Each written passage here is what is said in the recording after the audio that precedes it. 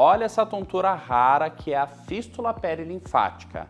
Você aí sofre de labirintite? Você tem então que saber que existem labirintites raras, que são pouco identificadas e que podem estar por trás aí da sua tontura. Talvez você se identifique com o seguinte: aquela tontura que nunca melhora ou que vira e mexe voltam as crises, aquele papo de tomar remédio que nunca dá certo. Pois é, pode ser que você está lidando com uma doença mais rara.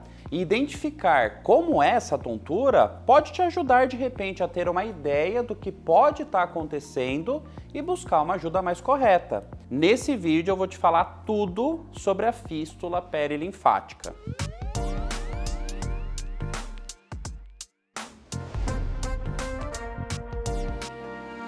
Pessoal, tudo jóia? Sou o Dr. Saulo, médico neurologista e trabalho com os distúrbios vestibulares, tontura e vertigem. Vamos desde o comecinho para você entender tudo sobre essa labirintite rara. O sistema vestibular ele é composto de três partes, três peças. Os labirintos, que servem para captar o movimento que o nosso corpo realiza. Eles são pequenininhos, tá? Cabe dentro de um dedal e ficam lá dentro do ouvido, do ladinho do cérebro. Os nervos vestibulares, tá vendo aqui esse fiozinho que sai do labirinto, que liga o labirinto ao cérebro. Vamos imaginar como se ele fosse mesmo um fio que comunica o labirinto ao seu cérebro. Toda a sensação de movimento que os labirintos captarem vai para o cérebro através dos nervos vestibulares. Essa é a segunda peça. E a terceira parte do sistema é o cerebelo. O cerebelo e outras áreas do cérebro que recebem essas informações do labirinto, processam, traduzem essa informação e usam esses dados para controlar o equilíbrio e a coordenação. Então, o labirinto capta o movimento, o nervo transmite a informação para o cérebro e o cerebelo recebe e usa, processa essa informação.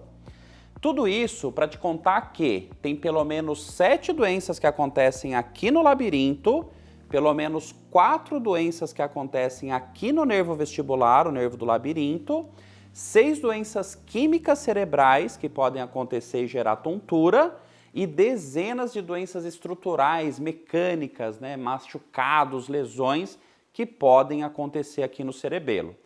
Tudo isso, adivinha, acaba sendo chamado por aí de labirintite. Então a palavra labirintite, na verdade, virou um apelido. Não é aí o seu verdadeiro diagnóstico. Quando você fala, labirintite e tal, não quer dizer que você tenha labirintite mesmo. Labirintite é um rótulo. É preciso saber qual é exatamente a doença que está ocorrendo para conseguir um tratamento mais adequado. Porque não existe aquilo de um único remedinho servir para qualquer tontura. Não! Cada doença tem um tratamento totalmente diferente uma da outra. Tem até a VPPB, você já ouviu falar aqui nos meus vídeos, que é quando solta cristalzinhos lá dentro do labirinto e não precisa nem de remédios para tratar, se trata fazendo manobras no atendimento. Eu vou deixar um link aqui na descrição para você que ficou curioso sobre essa doença e você assiste depois desse vídeo se você se interessar. Então vamos falar de raridades. A doença se chama fístula perilinfática. Ela acontece no labirinto.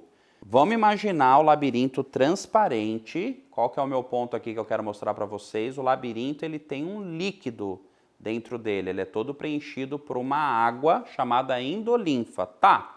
Agora vamos imaginar que acontece uma rachadurinha em algum ponto do osso que reveste o labirinto.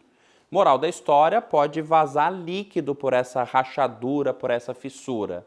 E quando vaza líquido, isso pode me gerar vertigem. Esse é o mecanismo da fístula perilinfática. Tá, na fístula perilinfática, então, a gente sabe que acontece uma rachadura em algum ponto do labirinto, vaza líquido lá de dentro e com isso eu tenho crises de vertigem, sintomas vestibulares, ou sintomas auditivos, zumbido, em especial na forma de cachoeira, chama muita atenção, ou até mesmo perda auditiva, que pode ser abrupta, do nada, grave, ou pode ser flutuante, perdas leves ao longo do tempo. Ou pode ter os dois, os sintomas vestibulares, a tontura, a vertigem e a questão auditiva. A tontura vertigem, ela pode ser episódios de vertigem rápidos, tudo gira do nada ao acaso. Pode ser vertigem desencadeada por esforço físico, aqui é um grande norte da doença, tá? Talvez o sintoma mais clássico. A pessoa faz um esforço físico e ali você tem o vazamento do líquido pelo aumento da pressão e aí você tem a crise de vertigem. Por exemplo, ela vai levantar uma caixa pesada, começa a girar tudo. Ela sobe muito rápido um lance de escada, começa a girar tudo. Ela puxa um peso na academia, começa a girar tudo. Ela faz força no banheiro, no vaso sanitário, começa a girar tudo. Então a vertigem desencadeada por esforço físico é bem característica e tem que lembrar da fístula perilinfática, embora possa acontecer em outras doenças também que geram tontura. E antes de seguir com esse vídeo, poxa, né, já deixa o like aí para não esquecer de ajudar esse vídeo a chegar em mais pessoas como você que precisa dessas informações. Vamos juntos para acabar com a tontura do mundo. E às vezes essa vertigem, ela se torna uma coisa meio constante, né? São tantos episódios que vira uma tontura contínua, né? Um mal-estar de pano de fundo, que também é algo que poderia acontecer na fístula perilinfática. Não sei se vocês estão percebendo, né, mas existe um espectro clínico de manifestações. A tontura desencadeada por esforço é o mais clássico, mais característico, mas podem ter crise de vertigem do nada, como eu falei. Pode ter crises, né, de vertigem, de tontura mais contínuas, mais de pano de fundo, um mal-estar, um atordoamento. E pode também, ainda não citei, ter crises de vertigem e às vezes até desencadeado por movimentos da cabeça, o que vai às vezes lembrar lá a labirintite dos cristais soltos, a VPPB. Tá, mas você deve estar se perguntando, né, por que acontece essa rachadura? Essa rachadura pode acontecer por traumas, pancadas, se a pessoa sofre um acidente, se ela toma um soco, alguma coisa nesse sentido. Pode acontecer por cirurgias, às vezes a pessoa passou por alguma cirurgia auditiva dessa parte do ouvido e aí formou lá uma rachadura durante o processo cirúrgico. Pode acontecer por barotrauma, por exemplo, né? Avião, mergulho, sons muito altos, às vezes é o motivo de desencadear e começar a fístula perilinfática. E como que eu descubro se tem a rachadura? Pelas características clínicas da doença, pelo exame neurológico, onde eu consigo ver alguns sinais na minha avaliação, no meu exame, no atendimento, bastante sugestivos de fístula perilinfática, e muitas vezes imagem pode ajudar. Aqui, curiosamente, não uma ressonância, né? A gente está acostumado que a ressonância é sempre melhor que a tomografia, existem exceções. A tomografia é melhor para ver o osso do labirinto, e como a rachadura, a fratura está no osso do labirinto, uma tomografia específica do labirinto pode ter uma utilidade para a identificação da fístula. Qual que é o problema? Muitas vezes a tomografia não enxerga a fístula, a rachadura é tão pequenininha que a tomografia não consegue enxergar. Então a gente fala que a tomografia ela acerta em mais ou menos metade das vezes, ou seja, metade das pessoas que têm fístula perilinfática tem tomografia normal. Então a tomografia ela ajuda na linha de raciocínio, mas ela não é totalmente definitiva por esse motivo. E aí a gente vai para um teste terapêutico. Se eu trato a fístula perilinfática, ela melhora? Poxa, né? Deve ser então fístula perilinfática.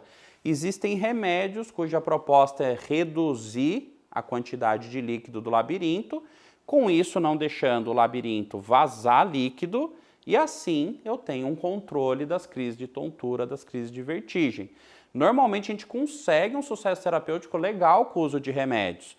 Algumas raras exceções, a coisa não caminha muito bem, a qualidade de vida está muito comprometida e aí uma cirurgia pode ser cogitada. A ideia é microscopicamente encontrar aquela fissurinha e corrigir ela, colocar ali um reparo para que não vaze líquido através daquela rachadura.